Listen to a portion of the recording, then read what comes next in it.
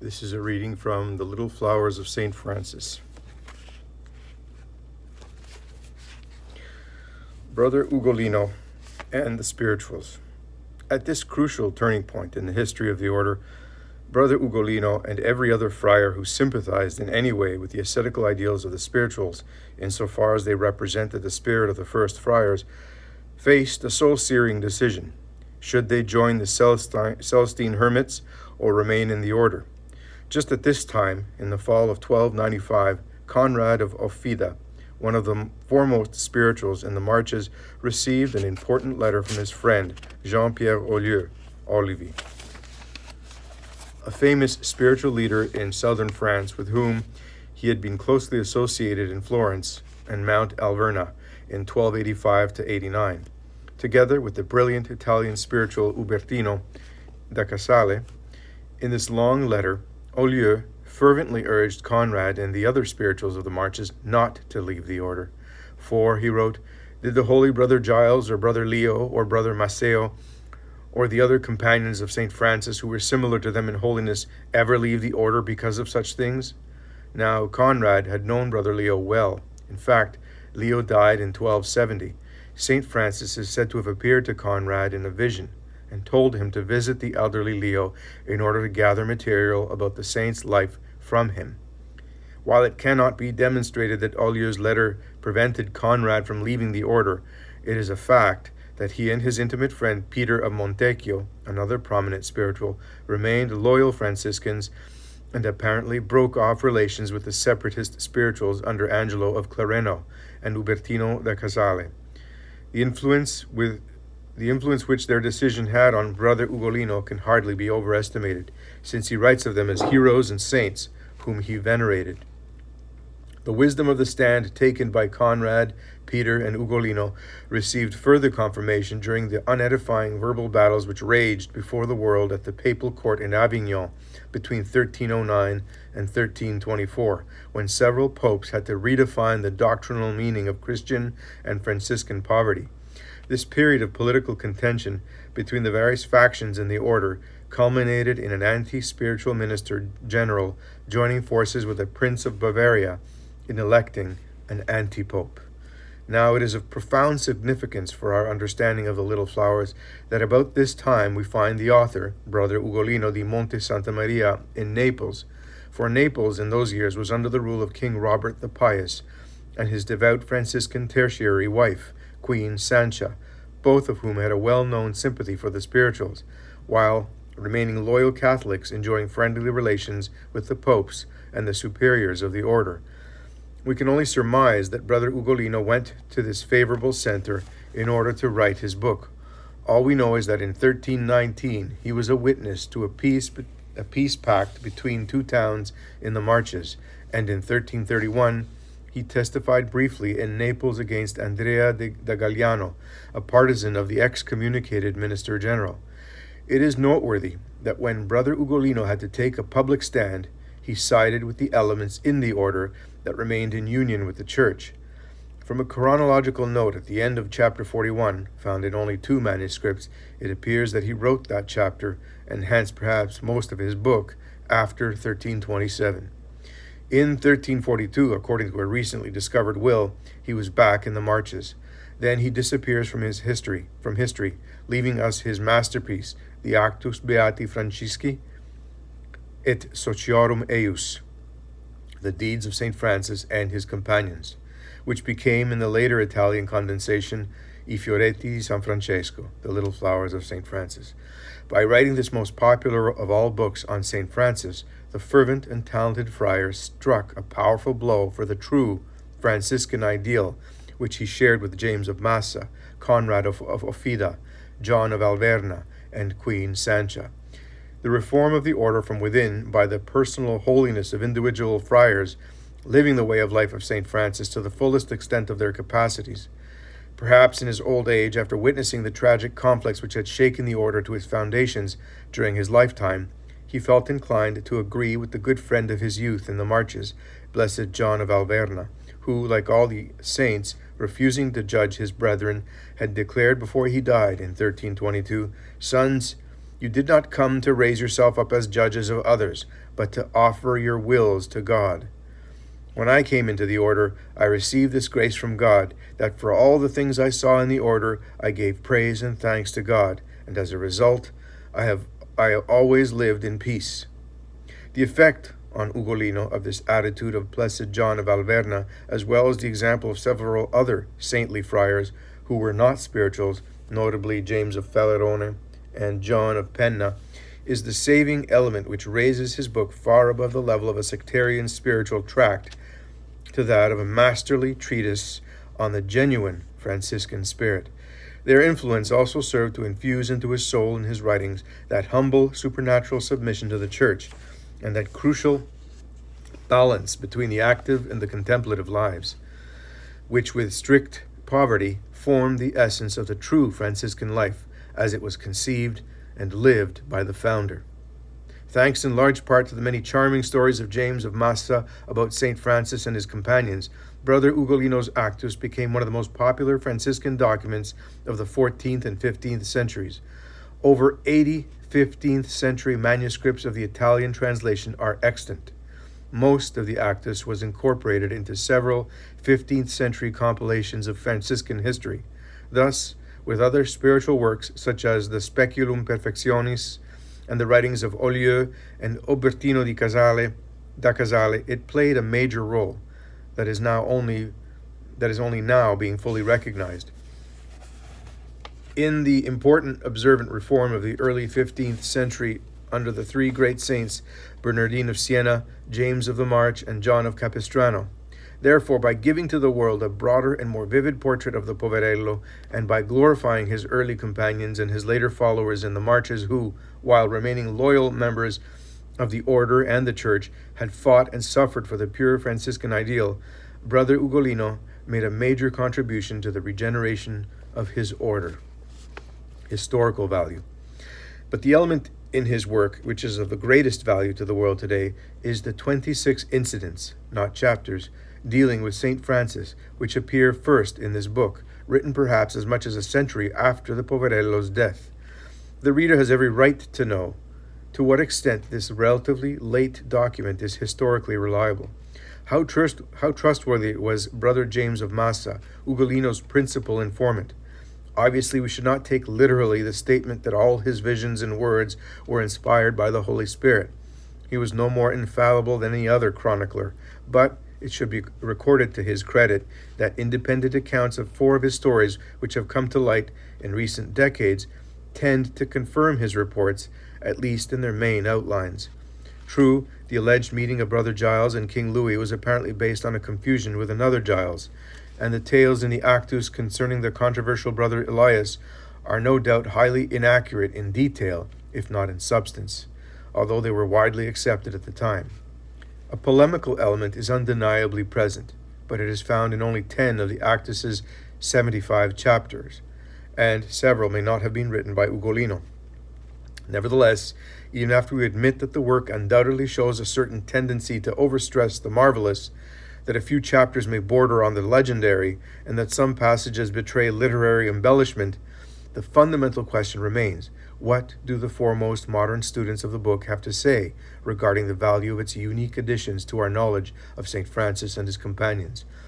The substance of their verdict is that the Actus represents not folklore, but a direct oral tradition transmitted by several of the saint's closest friends, Leo, Maceo, and Giles, through a few intermediaries to the author, and that this oral tradition, although occasionally inaccurate in chronology and topography, is in the main reliable, unless disproved by earlier evidence. With all due reservations, the definite historical value of the Fioretti's special contribution to our appreciation of St. Francis has been acknowledged by such scholars as Paul Sabatier, the Bollandist François, Van Ortroy, S.J., Archbishop Pascal Robinson, OFM, the Capuchin Father Cuthbert, the Anglican historian John R.H. Moorman, and the great Fioretti expert Benvenuto Bughetti, OFM, of the Collegio di San Bonaventura at Quaracchi, with Monsignor Michel Falorci Pulignani, Maurice Beaufreton, and G.M. Bastianini, OFM, conv-dissenting. How then can we explain the puzzling fact that many of its most interesting stories were not recorded in the first official biographies of the saint, which were based on the testimony of a number of his companions, including Leo, Angelo, and Rufino? The answer is quite simple. It is really a matter of psychology. The Poverello's best friends would naturally hesitate to mention, and an official biographer would hesitate to describe, a recently canonized saint of the church shaking hands with a wolf, or eating nothing for 40 days, or telling his companion to twirl around in a public crossroad, or go into a church and preach a sermon while wearing only his breeches. Such delightful human interest anecdotes are either not reported to the first official biographer, or, as the subtitle of the Actus specifically states, they are deliberately omitted, especially in the case of a colorful saint like the Poverello, about whom innumerable little-known anecdotes were only gradually recorded in the century after his death. So many, in fact, that I have been able to collect well over 100 in the St. Francis Nobody Knows and 50 animal stories of St. Francis, which are still unknown today.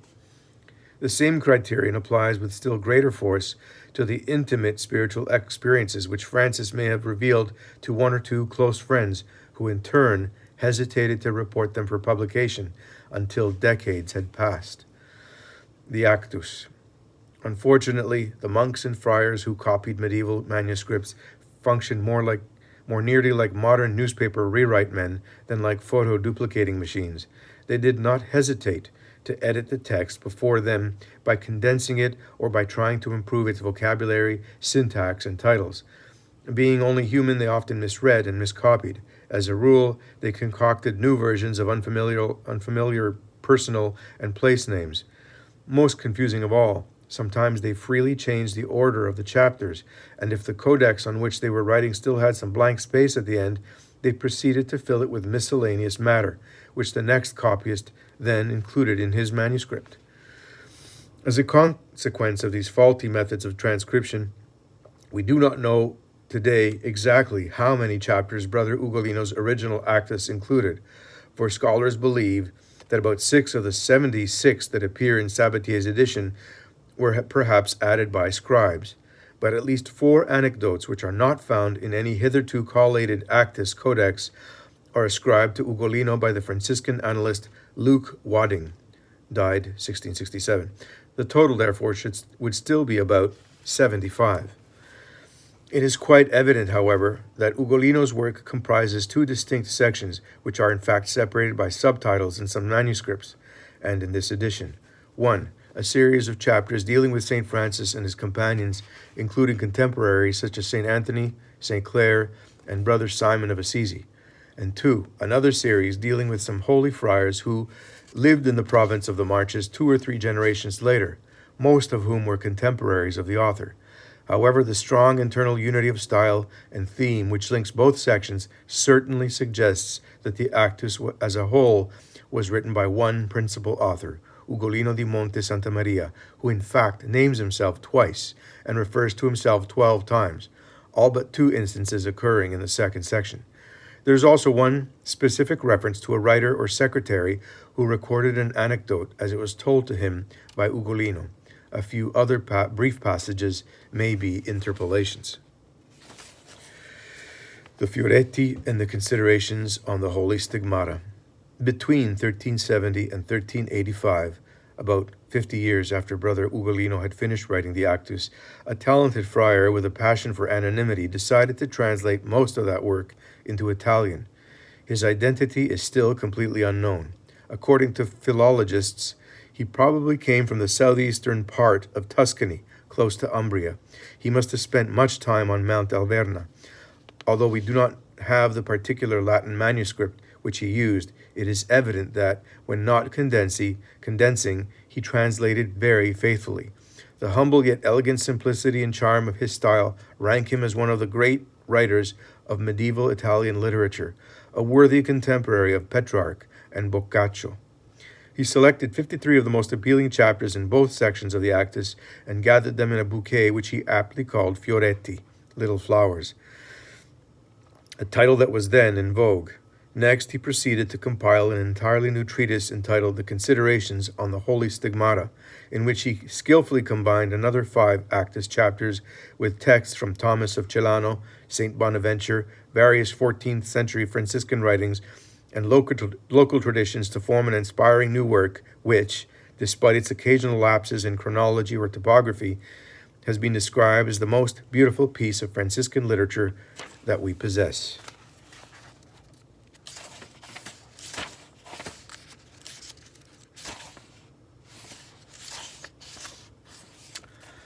Additions. Within a century, several important additions were made to the Fioretti in the Considerations on the Holy Stigmata in some 15th century manuscripts. 1. The Life of Brother Juniper. 2. The Life of Brother Giles. 3. The Sayings of Brother Giles. 4. Various additional chapters taken from the Actus and other 14th century Franciscan writings.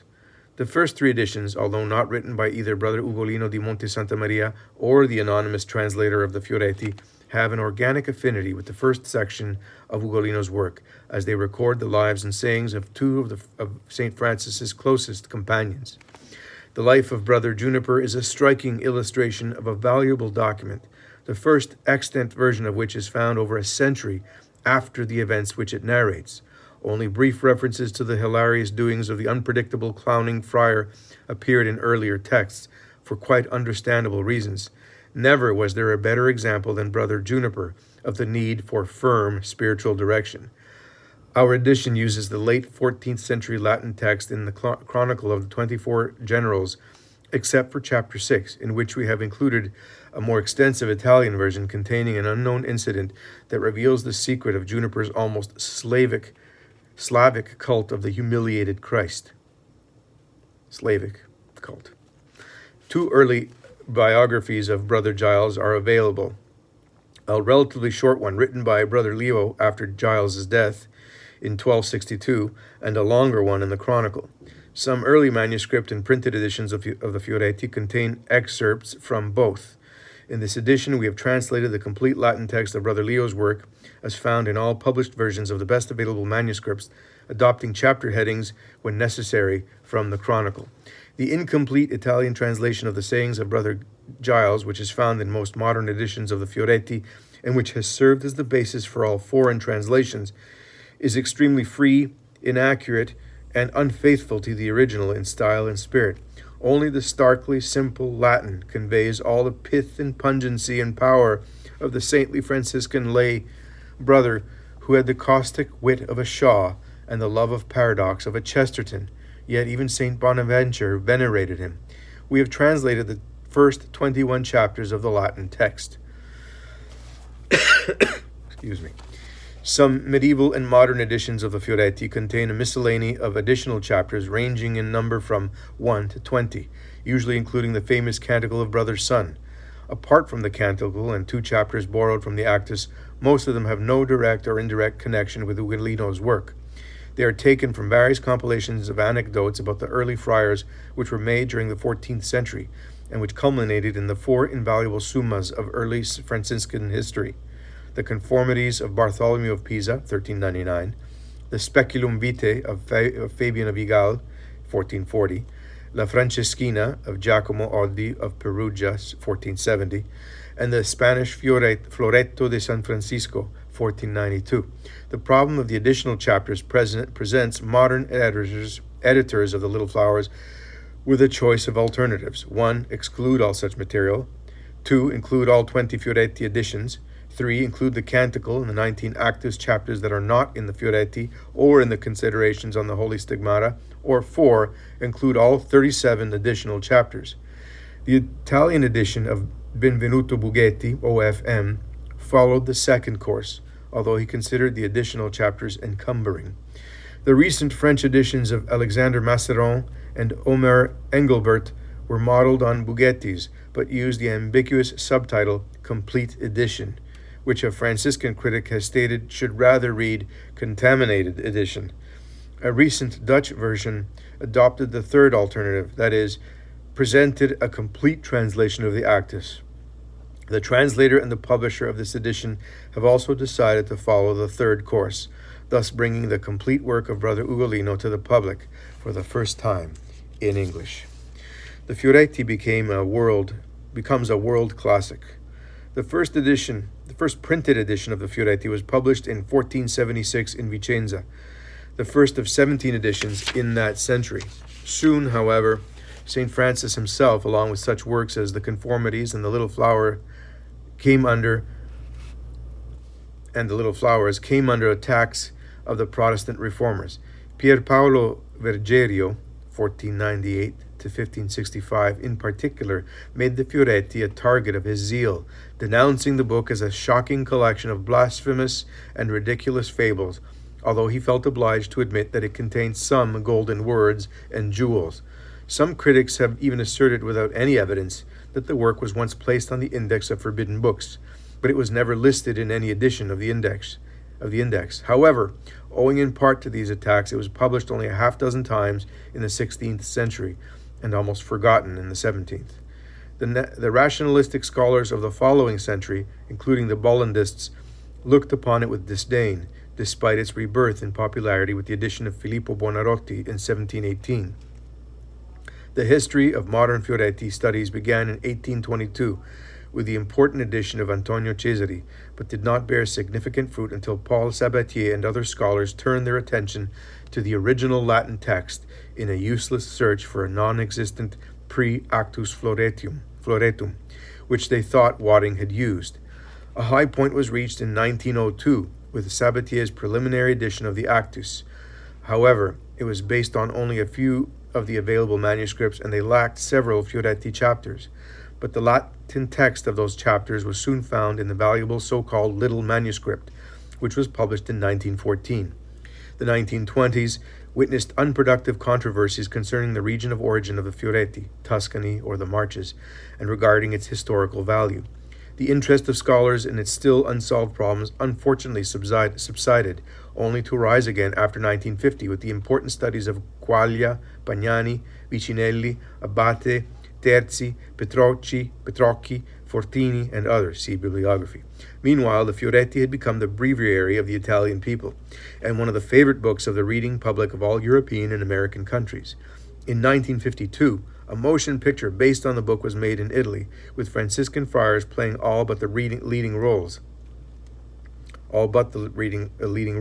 In the United States, the Great Books Foundation recently added The Little Flowers of St. Francis to its reading and discussion program.